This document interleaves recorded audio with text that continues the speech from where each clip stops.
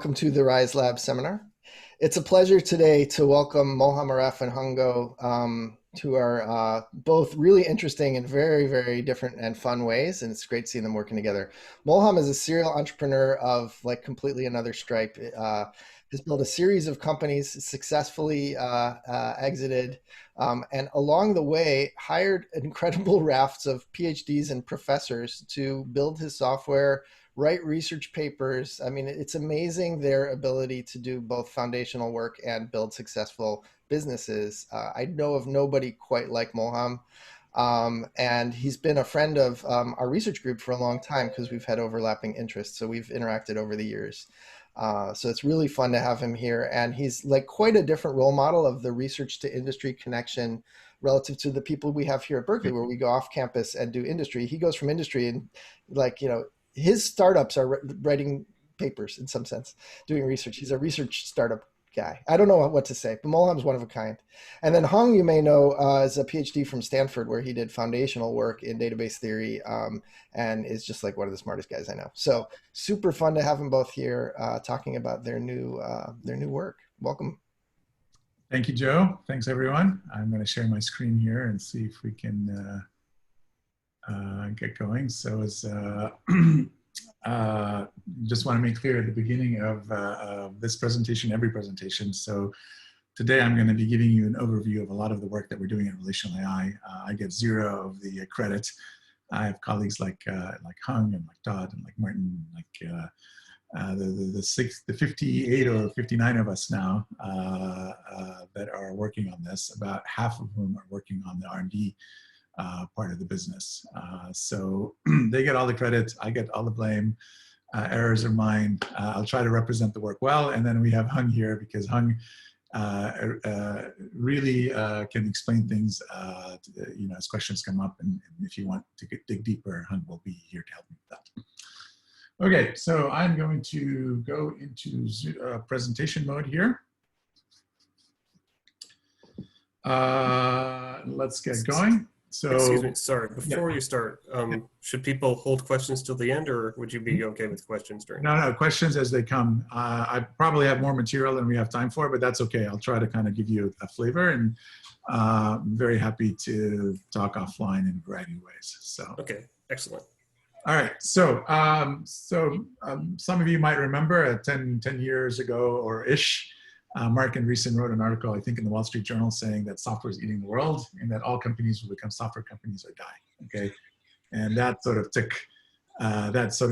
left its mark on industry, and it's true. We all see it, with Amazon threatening retailers. Amazon is a technology software company that's disrupting that industry. Airbnb for hospitality, Uber for transportation, Google for advertising, Apple for media, and the list goes on and on. Okay. And then 4 or 5 years ago, we started hearing about artificial intelligence being the future of software, and software 2.0 movement, and AI is eating software. And I think the CEO of NVIDIA sort of made that a catchphrase. But very recently, as in like in the last 4 or 5 months, Martin Casado, also at Andreessen Horowitz, wrote this interesting article saying, hey, we've looked in our portfolio of companies. We've looked at all the AI companies we have, and they look like consulting companies. They don't look like software companies. They don't grow very fast. Their gross margins are not very good. They don't have great defensive moats.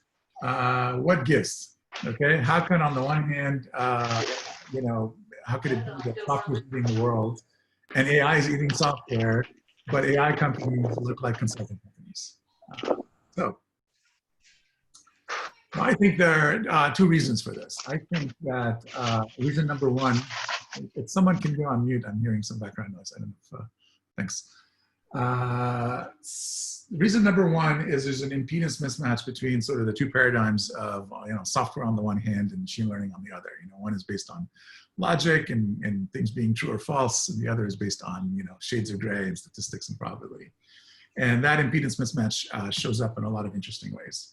And then I think the second root cause, which we've been talking about for a while now, going back to our previous company, Logiplex, is the accidental complexity created by all this technology that we have to use to put together an application, and differences in programming paradigms, and having to use all sorts of specialized point technologies. And people who are building AI systems today have to deal with this complexity. And if you've read, Out of the Tar Pit, you've read about complexity breeding complexity. And so in dealing with this complexity, you end up having to incur heavy compute and cloud infrastructure costs, which shows up in the gross margin of a company. And they require heavy upfront and ongoing human support, which also shows up in the profitability of the company, but it also limits the company's prospects. You can't grow as fast if you have to add people every time you add a customer, and so on and so forth. Okay? Now, you can balance labor's attention between labor and compute, but generally, if you look at AI companies, both these costs are much higher in some sense than if you're looking at a pure software play.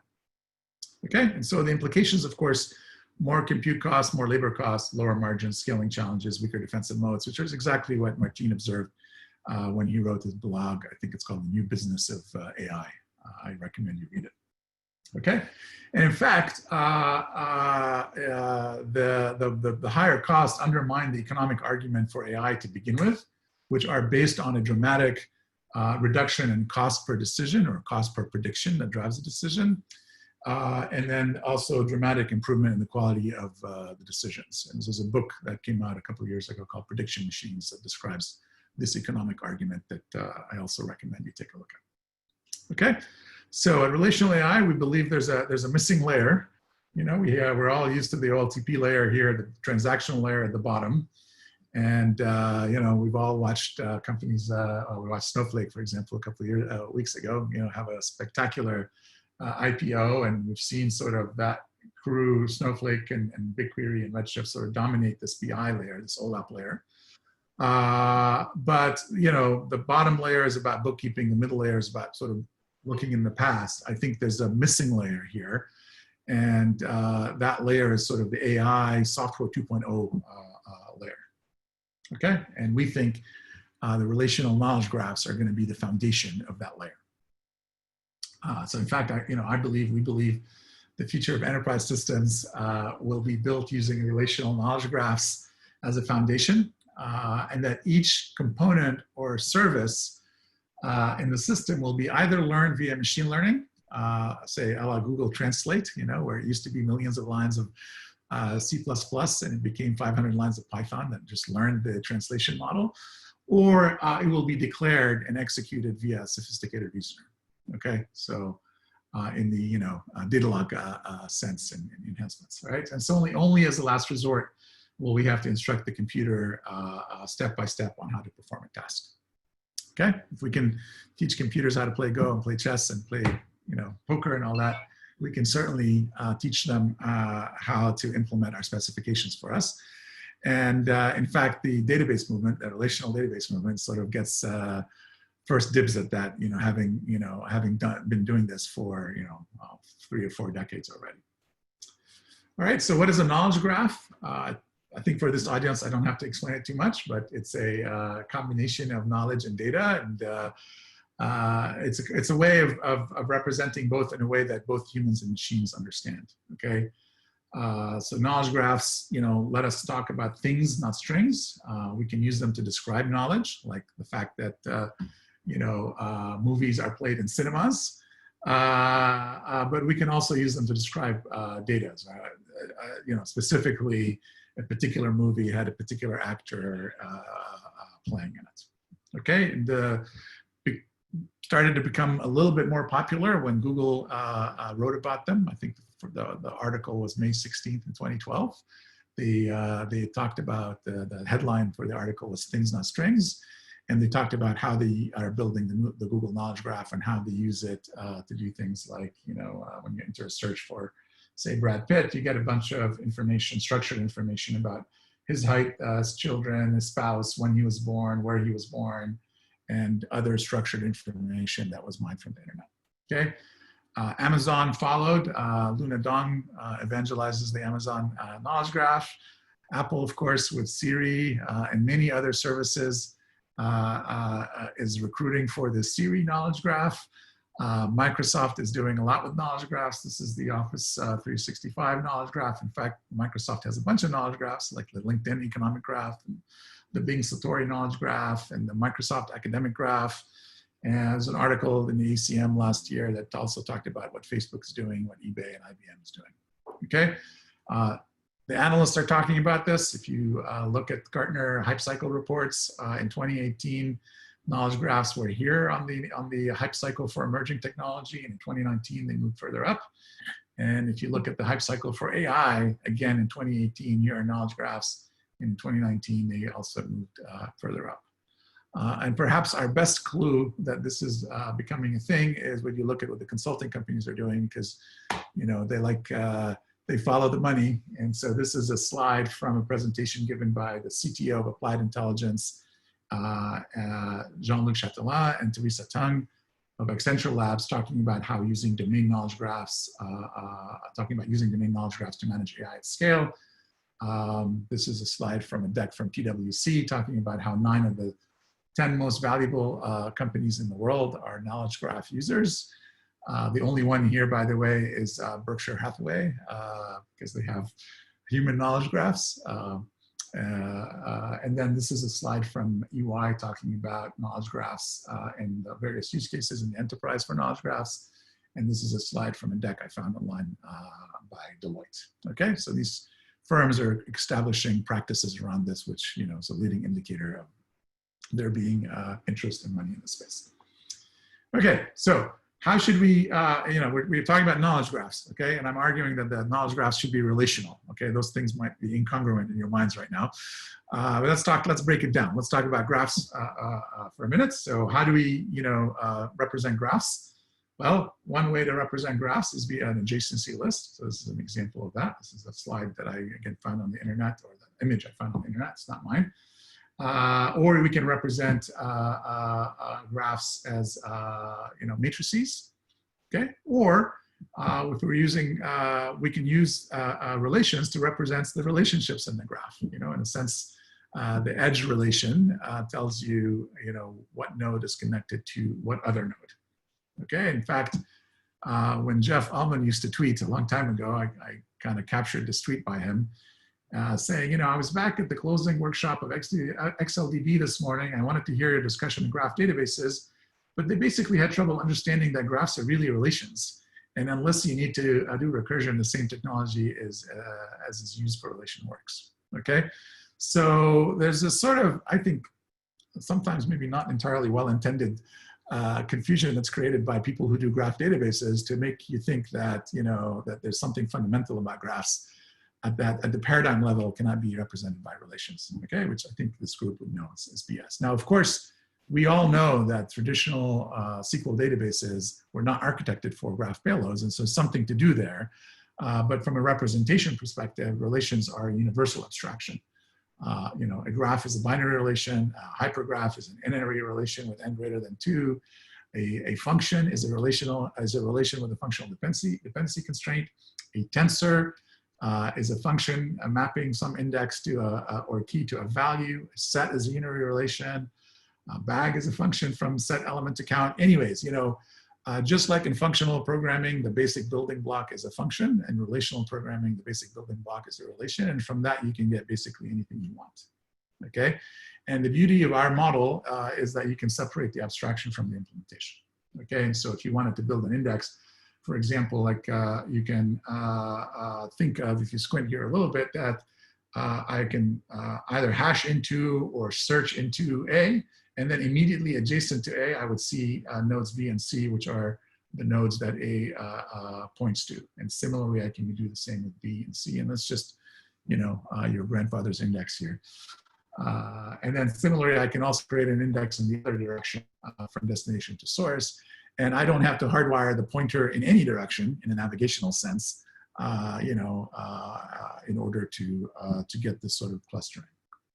Okay, so our answer to how we should represent graphs is with relations, but of course with machinery that supports those representations. So you might wonder what our answer is for how we should represent knowledge. And as you might have guessed by now, we should represent knowledge with a relational language, okay? And in one slide, this is basically the core, small, simple core of our relational language. Most of it is pretty straightforward. So there's only one structure, the relation. From that, we get everything else. There are three language constructs: identifiers, abstractions, and application. So we have added the concept of an abstraction, kind of like a lambda in the lambda calculus. We have the relational abstraction. And there are 7 operators, 6 that you know very well: conjunction, disjunction, implication, negation, fixed point, recursion operator, and the first order quantifiers. But we also added second order quantifiers, both syntactically and semantically, so that we can get more modularity, and then we can sort of support a search and solver style semantics, which are really important when you get into AI and machine learning. Being able to search or optimize is a fundamental operation. Okay, so that's the language. From that, we can build lots and lots of things. We use that core language to build abstractions, so that if you're a business analyst, you like tables and SQL, and we can give you the table and SQL abstraction just by building from that. If you are a data scientist and you like tensors and linear algebra, we can give you that abstraction. If you squint, the Einstein notation is data log, basically, and tensors are normalized relations. If you're a member of the graph community or ontologist, you like graphs and navigational queries, we can give you that. And if you're a developer and you like things like JSON and GraphQL as a sort of a query language on APIs, we can give you that as well. Okay, so we implement these abstractions as views on a common internal representation. And the key insight here is that the table, the tensor, the graph, and the JSON abstractions are just views on what we're calling a graph normal form, which is a 6 normal form database schema with strings converted into things, okay, with concepts. And a graph normal form relation is a key plus at most one other column. It's irreducible. And of course, we all know that using a 6 normal form or graph normal form on a traditional SQL database architecture is performance suicide, because you have too many joins and you have all these things that those systems were not designed to do. And so the question, of course, to ask is, can we have these abstractions and high performance? And I'm here to show you today that yes, we can. And we need, of course, new join algorithms, new optimizers, new data structures to make this work. But we believe that we have those now, and we're putting a system together that I'm going to tell you about here in the remaining part of the talk. Okay.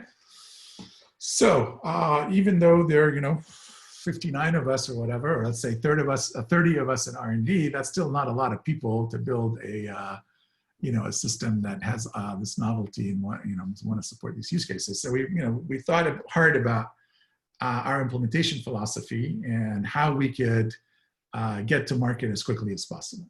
So first element of our philosophy is leverage.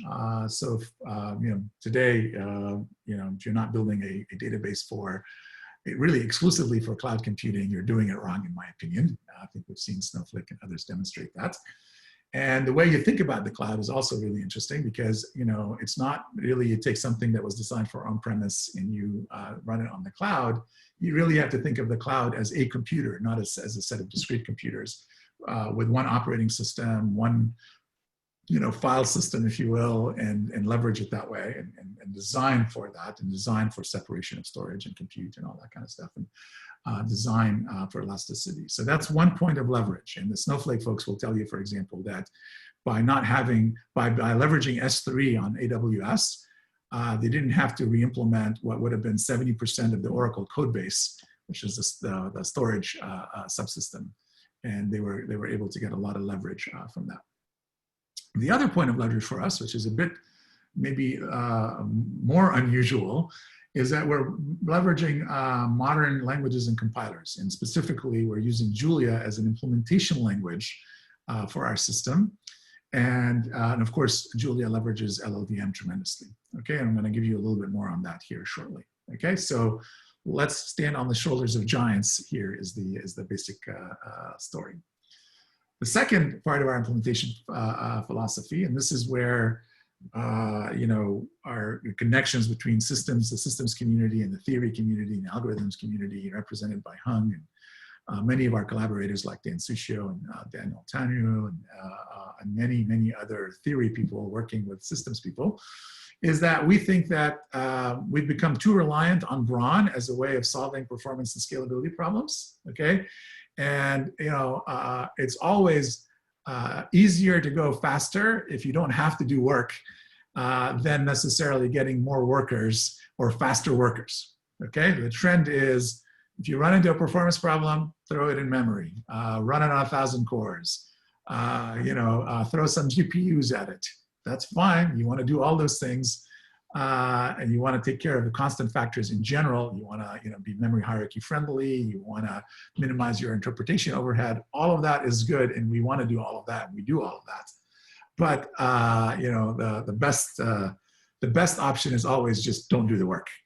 Okay, and this is where Hung and team have invented a new class of meta algorithms that exploit all this knowledge that we have in a knowledge graph, all this knowledge that we have in a relational system to basically avoid doing work to begin with. I'm going to show you some examples of that. And then finally, aggressive simplification and consolidation. This is sort of building on our experience at LogicBlocks. There are really 5 core capabilities in our system that we implement. Today it's less than 100,000 lines of Julia, and a lot of it is done. So even if you sort of double that, we expect to have a very capable system in under 200,000 lines of code by building these capabilities in a way that we can compose them elegantly to deliver the capability that we want to have.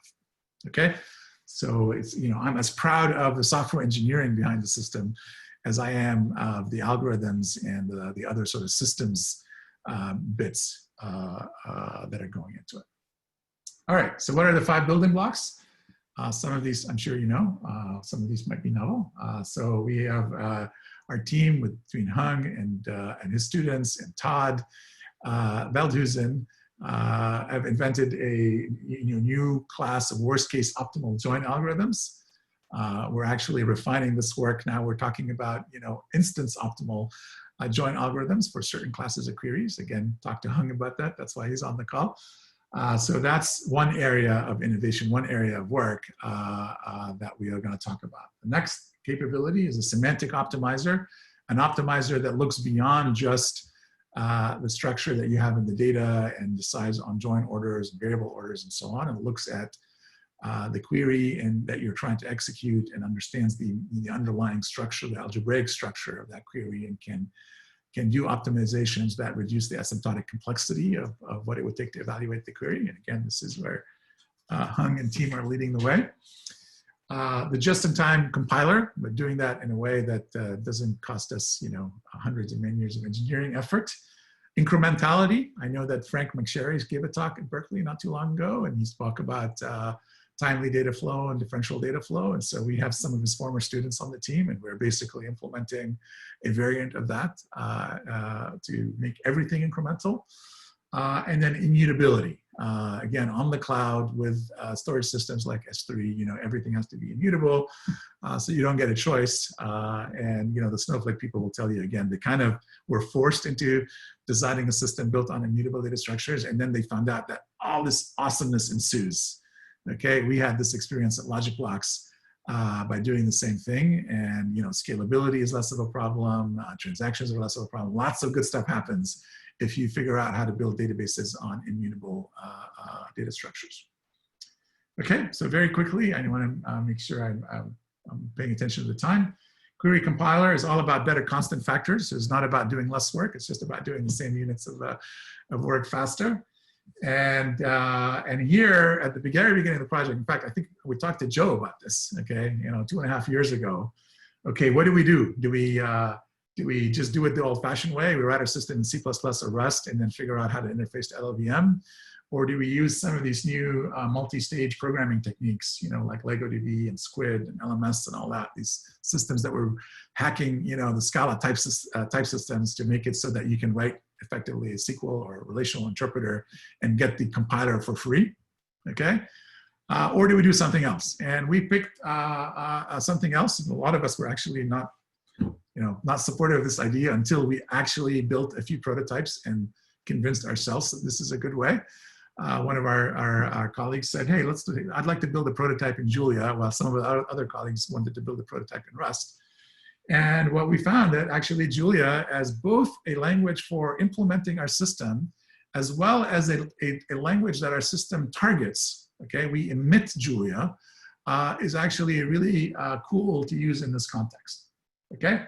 So if you don't know what Julia is, they sell themselves like, as it looks like Python, feels like Lisp, runs like C, and scales like Go.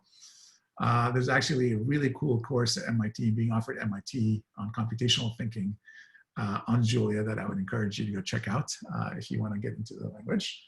It was really, originally designed for as a language for scientific and high performance, high productivity computing. And it has much better, adoption than languages like Chapel and Extend and Fortress and so on. And it targets the two-language problem that you have to live with when you're doing Python programming, right? Python is an outer language, and then C or C++ is the inner language when you want to get performance, okay? So it's fast, it's dynamic, it's optionally typed, it's multiple dispatched, it has all these cool features that I won't read out to you. And it's been very appealing, and we've been at it for a couple of years, and it's not all it's not all happiness, but we are very happy with our choice. Okay, there are things we have to work through, of course, when you make a choice like this, but we're very happy with our choice. Okay, the idea here is that we can take a SQL or Datalog or some surface declarative language, and we apply all of our optimization machinery to it, and then we emit Julia code, and then we let Julia take that and translate that into LLVM IR, and then we let LLVM take that and emit the machine code. Okay, and this is, in fact, I am told, is the exact machine code that executes this little fragment of TPCH query 1.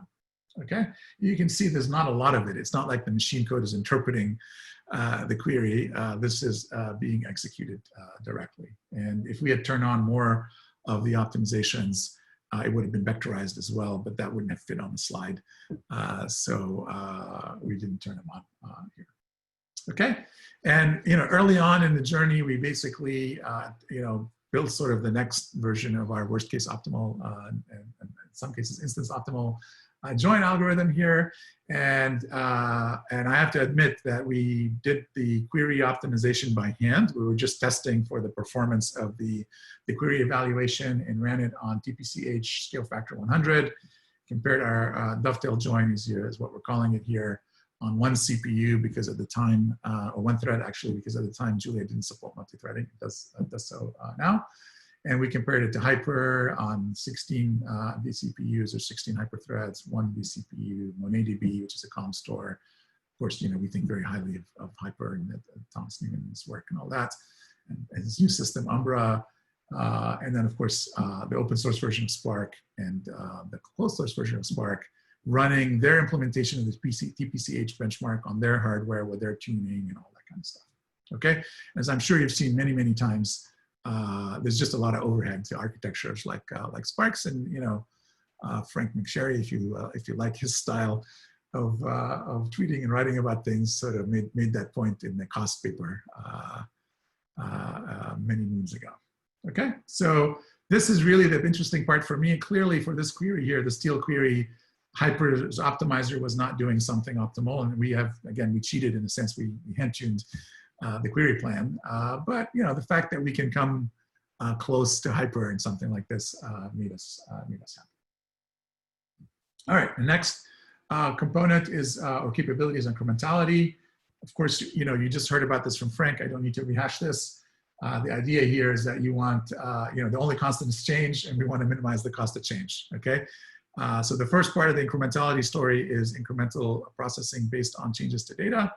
And we use that incremental machinery to implement really rich integrity constraints, materialized views, live programming, online learning. There's a bunch of applications to it beyond the use cases that Frank talked about, okay? And again, we have a ton of respect for that work, and we're basically stealing all the good ideas. And as you know, the idea here is that you basically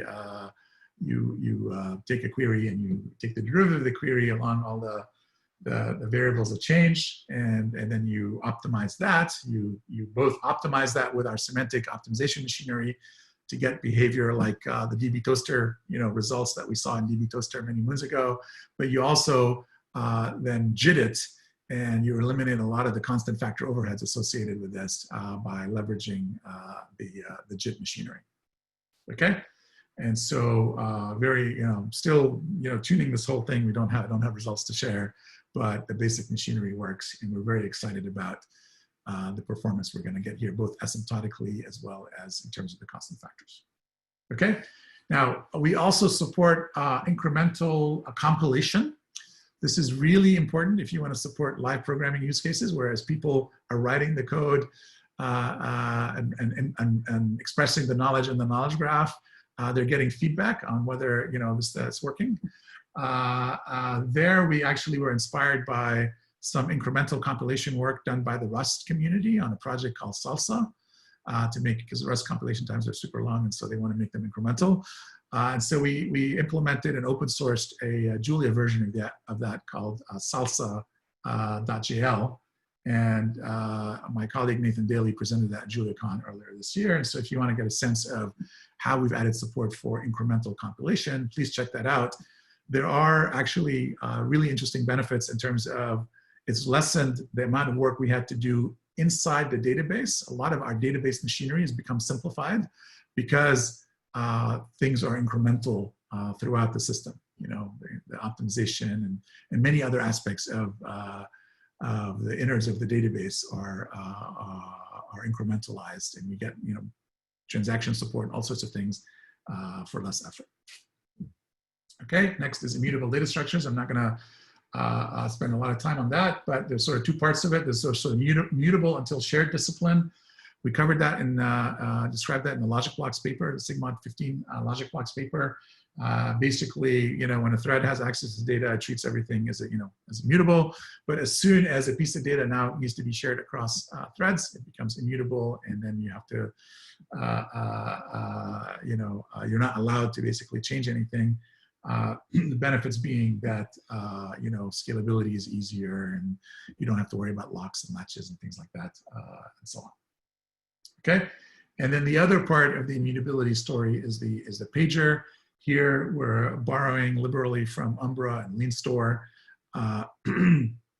and the idea, of course, especially in a cloud-based database system, you have nine levels of memory hierarchy. You have global storage like S3, you have local storage like the local drives, and then you have global memory, socket memory, NUMA memory, L3 cache, L2 cache, L1 cache registers. You have to pay attention to this, and with this sort of this recent work, at least for the storage to RAM boundaries, we're testing out to see whether we can make it work like LeanStore and Umbra did, where basically for in-memory payloads, we don't have to pay for the price of having a pager, and when the data is bigger than memory, then then it's okay to have the cost of the pager. Okay, so stay tuned for that. We'll let you know how that works out for us. Okay, we also give a couple of other talks here that you can refer to if you were looking to learn more. Okay, optimal join algorithms. Again, we gave a talk, Todd Belthusen, my colleague, gave a talk at Berkeley, I don't know, 7, 8 years ago on this. Some of you might remember. The basic intuition here is you're doing these multi-way joins, and counterintuitively, in some cases, the more things you add to the join, the faster the join goes, okay? Which is very different than when you're dealing with binary joins, where you're dealing with pairwise joins. With pairwise joins, you can you need to emit temporary results, and the temporary results can be bigger than the output of the query. Okay, and the poster child for worst case optimal joins, the hello world of worst case optimal joins, is a triangle counting query. Asymptotically with traditional binary joins, that sort of has a worst case performance on the order of n squared steps. But with triangles, with the worst case optimal joins, it's n to the 1.5. And again, intuitively, if you're doing it with binary joins, in order to find all the triangles, you have to find first all the two paths. either the two paths from A to B to C, or B to C to A, or the other variants. And so there are a lot more two paths than triangles in your typical data set. And so you end up doing all this work that you have to immediately throw away because you're only looking for the triangles. So you compute way more than you need, and then you throw most of that away. Okay, so just intuitively, hopefully intuitively obvious why a multi-way, worst case optimal join can make things go faster as you add conjuncts. Because every conjunct basically can help you skip over more and more of the data. Okay, semantic optimizer, I'm gonna explain it quickly. Again, Hung is the expert. We're happy to spend as much time with you on this. There are papers that we can send and so on. The idea of semantic optimization is, I'm gonna try to convey also via example, is to understand, mathematically what's going on with your query so that you can factor it out and implement something much more efficient. The dumbest example here is if I'm counting the cross product of joining a unary relation R with unary relation S with unary relation T, I can compute the cross product and then count, or I can count the number of facts in each relation and then multiply the counts together. Okay, that's a basic example. Of course, the example gets a little bit more tricky if you start adding, filtering criteria. Like over here, it's the same count query, but oops, I'm also asking for A to be less than B and B to be less than C. Okay, and rewriting that into these three queries, via semantic optimization is non-trivial. And you need to look at treat your compositions to explain how to deal with arbitrary queries, and you need to look at algebraic properties like semirings to generalize beyond the sort of fixed set of examples, right? And so, for example, the same kind of optimization would work if you're dealing with minimums and addition as it would if you're counting and summing and multiplying. Okay. The hello world of these kinds of optimization is counting three paths. Here again, just want to count all paths that go from A to B to C to D. This is how you would write it sort of in its most natural form. And you want an optimizer to take that and sort of rewrite it in a way where I'm not computing all the two paths in order to compute all the three paths, because there are going to be way fewer three paths than two paths. Okay, I'll let you squint at that. So the optimization here is semantic, it's not syntactic. And for this three-path query, when you run it on graph databases and SQL databases and so on, you can see that just they immediately time out. Okay, it's just too much work, and so you need this sort of cleverness to be able to do basic graph things in a knowledge graph, in a relational knowledge graph. Okay. All right, so let's bring it all together. I'm sorry, I'm eating into a lot of our time here. I didn't anticipate Berkeley time in my planning. So let's bring it all together in a machine learning use case.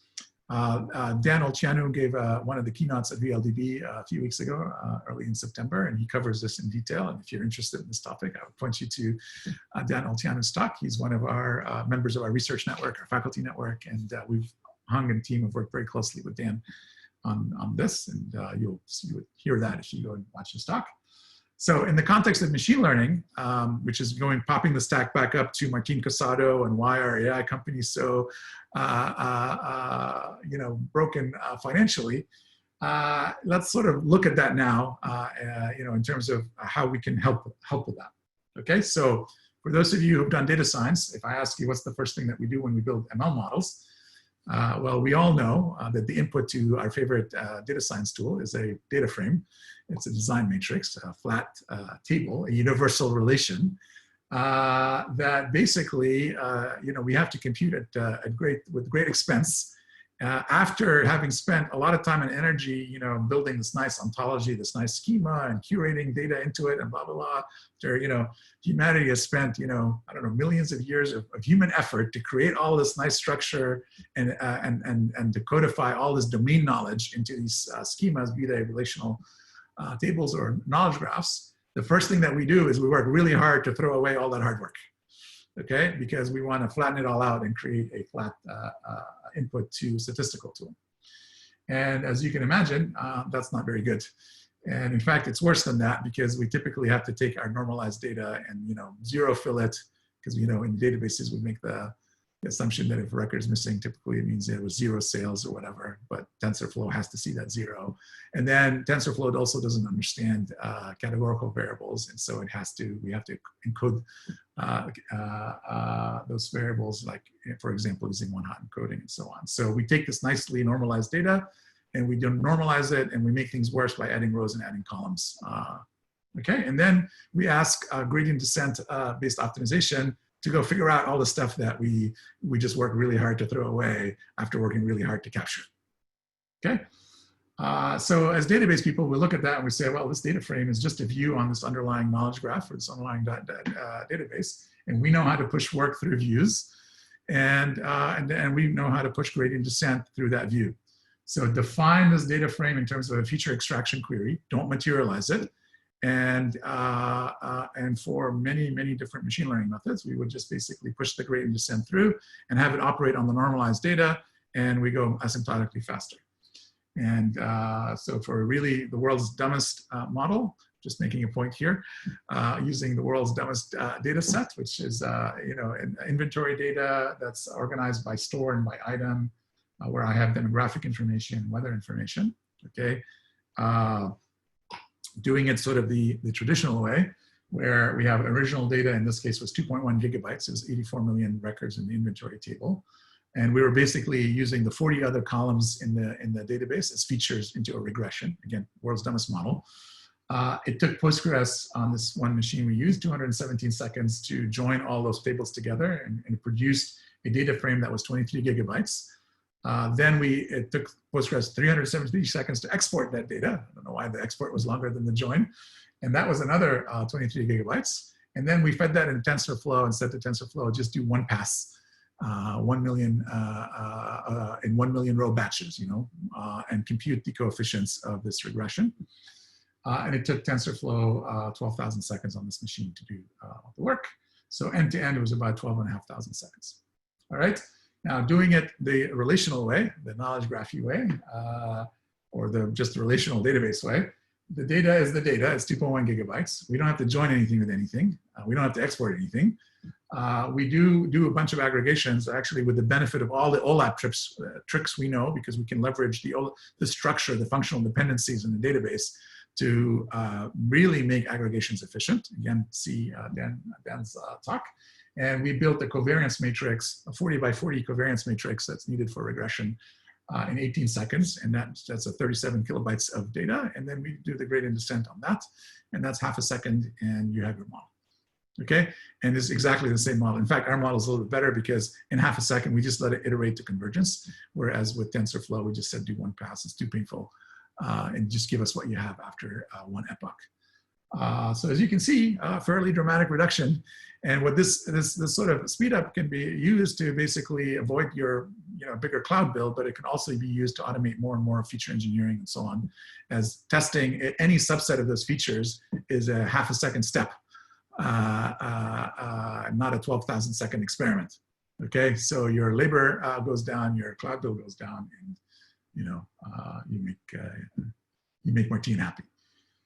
Okay, very quickly, that's the other thing you throw away when you build the feature matrix. Well, you throw away a lot of knowledge about the domain that data scientists have to put back in manually. Okay, so if you're trying to predict whether I'm going to get a heart attack or not, it might help you to know whether members of my family have had a heart attack. And so that information was there. Who is in my family is there in the relational schema. It's not there in the data frame that's making an IID assumption unless I put it there, unless the data scientist puts it there. So what a data scientist would typically do is would build features that would say, okay, sum up the total number of heart attacks, everyone related to Molham. Okay, and that becomes a feature that would go in a model that would predict whether I'm going to have that health issue or not. Okay, so I had all this knowledge. I worked hard to have all this knowledge about who's in my family, and then I work hard to beat it out of a system, and then do the work again. Have to do the work by hand. And the best example of this, and again, I hope I'm speaking to a friendly audience here, because we're all database people, is based on this blog that was posted at a company called Feature Labs that's now been bought by Alteryx. really smart group of people spinning out of MIT based on work done in part funded by a DARPA program on automatic feature engineering. So they announced last August with some fanfare that they'd released a new tool called AutoNormalize. And basically they're saying a normalized relational data set makes it easier to perform feature engineering. Unfortunately, raw data for machine learning is often stored as a single table. Isn't that sad? Which makes the normalization process tedious and time consuming. Well, I'm happy to introduce you to AutoNormalize, which basically takes the data frame and tries to reverse engineer the schema that we worked hard to get and we worked hard to throw away. These guys are coming along and saying, man, it would be better if we had the schema because we can automate aspects of feature engineering. And they make the case in this blog. I encourage you to go read it. As you can see, many of the important features, such as the standard deviation of the max of the whatever, are reliant on the relational feature calculations of feature tools. These features would not be attainable without a normalized entity set. Okay, it's that ridiculous. In terms of these two communities don't talk to each other, and we have all this knowledge and we throw it away and only to try to reverse engineer it. And of course, AutoNormalize does not capture a lot of the knowledge that we threw away. It's sort of trying to figure out what possible schemas could have generated this data frame. It's expensive and it's incomplete.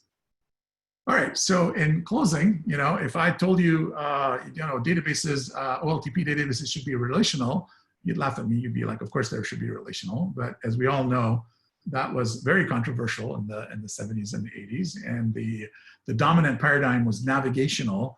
And the sort of the flaky, Birkenstock wearing, hippies, academic ivory tower types, whatever you want to say, were the relational camp.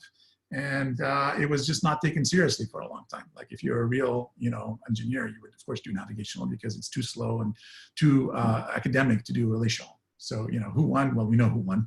Oracle won. And we don't talk about, in the OLTP world anymore, anyways, we don't talk about navigational query databases. In fact, when Oracle, before it was called Oracle, it was called Relational Software Inc. And Ingress, before it was called Ingress, was called Relational Technology Inc. And if I told you in the 90s, now if I tell you, what if business intelligence should be relational, you'd be like, oh, duh, of course. But in the 90s, that was far from obvious. And the competing paradigm then was a multidimensional array or tensor-based paradigm, because how could you even waste my time with this relational crap? We know that multidimensional arrays are fast. We know that's how you get high performance computing. Just don't bother me, okay? And today, there is no MOLAP anymore. There's no multidimensional OLAP anymore, right? So, and companies that maybe don't have relational in their name, but they have Tableau in their name, which is table relation, did very well and created a lot of shareholder value. And 5 years ago, I said, well, what if data lakes should be relational? Again, I might have been escorted out of the room because, of course, MapReduce is the way to do it, and you don't get the scalability unless you do MapReduce. And stop wasting my time and go pitch this somewhere else. And who won? Well, we know who won. Okay, it's clear. Hadoop went from being everything to basically all the three companies consolidated, and we'll see if. We'll see how viable the model continues to be. To me, it feels like COBOL right now, okay? Snowflake doesn't have relational in its name, but you can argue that the Snowflake schema is an homage to relational. Okay, so why does the relational paradigm win? Why is it gonna win with knowledge graphs as well, okay? Because it separates the what from the how, and it gives us a chance, all of us, to do the how on behalf of the user. So it automates away the tricky bits, whether it's the query optimization, whether it's the memory management, whether it's the parallelization and acceleration, whether it's the transaction management, whether it's the incrementalization. We're automating things that people would have to do by hand otherwise, and that's why it wins. And that's why it always wins, and that's why it will win with knowledge graphs as well. Okay, and that's why it will win with AI, and that's why it will win with programming. Okay, that is an inevitable thing. Whether we are the leaders or not, I don't know. But the paradigm will win, and it's always won, and it will always win. Just a matter of time. And I thought this quote was really interesting because I saw it in a paper that most of you probably haven't seen. It's written by Don Battori. He was talking about automatic programming. And automatic programming is an idea that comes from Jim Gray's Turing Award. So we started the talk by talking about Jim, and it's maybe appropriate to end it by talking about Jim. And when Jim was giving his Turing Award, he laid out 12 different challenges for the database community in computer science. And his 12th challenge, a very David Hilbert style challenge, is automatic programming. And he talked about, the holy grail here is automatic programming, and how can you go from spec to an implementation of that spec without having to program it. And Don says here, points out that the most significant advance in automatic programming is relational query optimization, ironically accomplished in the late 1970s. A user writes a data retrieval specification as a declarative SQL query. An optimizer uses algebraic identities to rewrite the expression, never changing the semantics of the original, to find a more efficient way to execute it. This is an elegant solution to automatic programming, okay? And I think if we think more broadly than just sort of the traditional database use cases, and think about what we're doing here, I think this is really what we're doing, in my opinion, okay? And with that, I have a bunch of references. I'm happy to send you the slides on worst case optimal joins, on semantic query optimization, on relational learning, Frank's papers on differential computation, not our papers on Julia, not our papers on accelerating Julia, and so on. We didn't talk about that as being something that is relatively straightforward to do in Julia. And then not our paper on out of the tar pit and managing the complexity in systems building and so on. Okay, and that's the end of my presentation. So thank you. Thank you very much. Very interesting presentation. Do you think we have time for maybe some questions? I have time. I'm sorry that I didn't leave enough time in the presentation. Again, the Berkeley time thing threw me for a loop. Sorry about that. I have time. I have the next hour and a half, 2 hours. Okay, do we have any quick questions? Yeah, one thing that I was so I am just a background in more on probably AI side of things, and I found your talk incredibly interesting. One thing I was wondering is, it seems that, I guess from my perspective, from a high level, even with the optimizations that y'all have made to the worst case joins, a lot of the, I guess, differences between like my view of, let's say, a modern deep learning model versus the perspective on machine learning that seems to be in this in here, is that we kind of, as you said, we kind of drop that information, give all the like basic information that we could possibly find, and we pray in the model parameters it will come up with those relational information. But we also expect for especially more complex tasks that it will kind of come up with that information on its own, and that like it will come up with it whatever is most effective for it.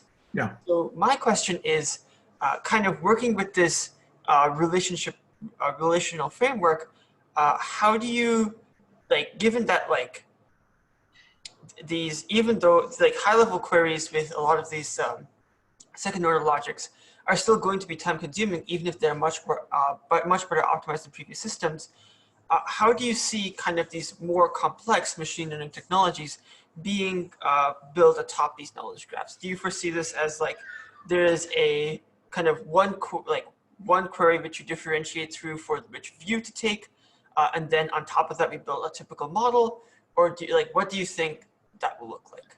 Yeah, so what I hope will happen, and I hope we're making contributions in this regard, is that instead of showing up with a data frame or universal relation, people will show up with a database, and then basically you'll be able to ask this database questions. And if you're asking questions about data that you don't have, you'll use the data that you have to infer the data that you don't have. Okay, so just generally speaking, I would love to see that. And so if I want to know what next week's sales are going to be, I just look in the sales table and say, select star, sales from, for next week, okay, which is data I don't have in the system, will give it to me, okay? Now, how do you do that? Now, I think you do that in a variety of, there are a variety of interesting opportunities. Jan LeCun's talking about self-supervision, and the BERT models and all of that are all about, basically taking a set of documents, hiding a bunch of words, and then trying to predict the missing words, but you know what they were. And so you keep basically searching model space until you figure out what those words were. And the relational database equivalent is I hide a bunch of records, I try to predict them, and I see how well I do, and then I sort of nudge my model in the direction of doing a better job of predicting them, and I go from there, okay? And there are people who started working in this direction with graph neural networks. Again, the term graph is sort of winning here, but if you understand that graph is a relation, and a hypergraph is an array, you know, n greater than arity greater than 2 relation, okay? They're really talking about relations too. That you can get to the point where I don't have to do a lot of manual feature engineering. I'm just using the deep learning approach to learning the features that I need to accomplish the task that I want, which is to predict the missing records, because every question is a missing record question. That would be kind of like to me, a really nice ending to the story, and giving us as a community the same thing that deep learning has done for images and text and speech and videos and all that, where you don't have as much structure, but you can apply transformers and self supervision. Okay, so that's the dream. I think more practically, to just come back to your questions, like how do we know that the knowledge isn't going to be confusing the model, and actually, you know, maybe your knowledge is wrong and you don't want you want the system to be unconstrained to learn whatever it can because it might find something interesting, right? So in a more immediate sense, you know, let me show you by example. If I'm Best Buy and I'm selling iPhones, or I'm Apple and I'm selling iPhones, I'm selling them in a bunch of stores over a bunch of time. And so when I build my data frame to predict sales of smartphones, let's say Best Buy is better than Apple because I'm going to use different kinds of smartphones. I need to know, for example, the brand of a smartphone in order to better predict whether it's going to sell a lot or a little. So Apple might sell more to a certain kind of consumer than not. Okay, so the brand is an interesting feature. So what do I do today? I say the iPhone in store 1 on day 1 has brand Apple. The iPhone on store 1 day 2 has brand Apple. The iPhone on store 1 day 3 has brand Apple. The iPhone on store 1 day 4 has brand Apple, okay? And the iPhone on store 17 day 8 has brand Apple. If I have 1,000 stores in 1,000 days, I've just said, I'm denormalized, right? It's a universal relation. I just said for the brand column that the stupid iPhone is a stupid Apple 1,000,000 times unnecessarily, okay? It's not, you know, the brand is not gonna ever vary by location or by time.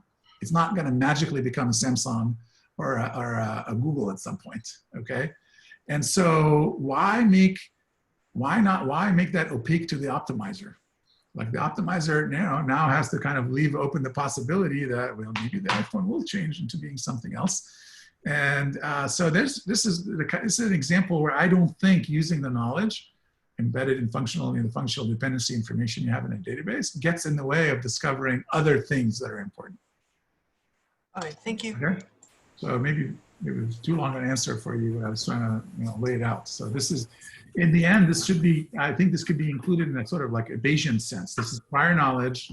This is how I think the world works, and use it, you know, to your benefit. And if it's not useful, if the data contradicts it somehow, then I'm, you know, overwrite it. Yeah, it's far more fascinating answer than I bargained for. So thank you so much. Yes. All right, well, thank you again. I guess since we're coming up on 10 minutes after the hour, we might as well end now so that people can make it to their next Zoom call or other meeting. Once again, I want to say thank you for your presentation. I found it very interesting, Thanks. even though I'm not personally, you know, a database guy now. I wish I was. And I was going to invite, okay, it looks like Joe had to go. I was going to invite him to give some last words, but it looks like he had to go to, I'm sure, another Zoom call. Yes. But thank you again. And yeah. Thank you all. Thanks for your time. And again, please get in touch. We'd be happy to, you know, work with you in a variety of ways. We have a research network of about 40 collaborators that we work with on different things, systems and theory and algorithms and machine learning. And so there's a ton of cool work to do, and we need all the help we can get. So thanks again for your time. Talk to you later. Bye. All right.